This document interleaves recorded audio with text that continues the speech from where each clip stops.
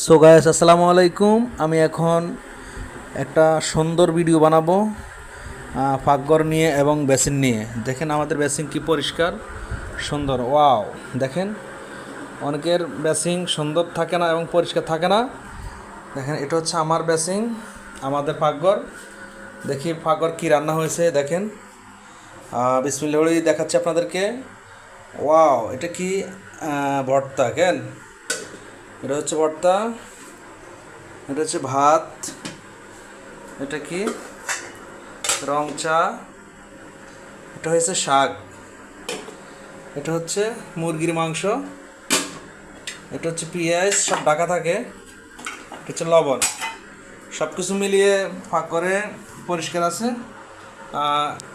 সব খাবার আপনারা ডেকে রাখবেন পাকঘরে। এখানে এক্সস্ট ফ্যান রয়েছে, রান্না করার টাইমে ফ্যান চালাবেন। ফ্যানটা চালিয়ে দেখাই, তাহলে রান্না করতে গেলে যে কোনো গ্যাস জাতীয় এই ফ্যানটা বাইরে টেনে নিয়ে যাবে। এক্সস্ট ফ্যান বলা হয় এটাকে, দেখেন। আর এই পাকঘর খুব সুন্দর, পাকঘরে যত্ন নেবেন, তাহলে মশা মাছি বসবে না। যেমন বেসিনের নিচে দেখেন, আর এটা হচ্ছে বেসিন, দেখেন কি সুন্দর রয়েছেন। প্রত্যেকটা বেসিনের ছাদ, ফল ছাদ। তো প্রত্যেকটা খাবার আপনারা এভাবে ডেকে রাখবেন অবশ্যই, তাহলে পোকামাকড় মশামাছি খাবারের ভিতরে প্রবেশ করবে না এবং পড়বে না। যত্ন নেবেন, তাহলে খাবার দাবার ভালো থাকবে, আপনারা খেয়ে শান্তি পাবেন, মজা পাবেন। আমি ডিজে মাসুদ বলছি, দেখেন আমার ভিডিও। সো ভিডিওতে শেয়ার করে দেবেন, সবাই ফলো দিয়ে পাশে থাকবেন।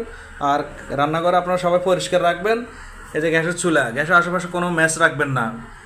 আমাদের গ্যাসের সিলিন্ডার বাইরে আছে, বাইরে রেখে চুলা জ্বালাবেন, ঠিক আছে? সো গাইস, ভিডিওটা ভালো লাগলে লাইক এবং শেয়ার করে দিবেন। আর যারা রান্না করবেন তারা অবশ্যই এক্সস্ট ফ্যান চালাবেন এবং রান্নাঘর পরিষ্কার রাখবেন। সবাই ভিডিওটা শেয়ার করে দিবেন। আসসালামু আলাইকুম।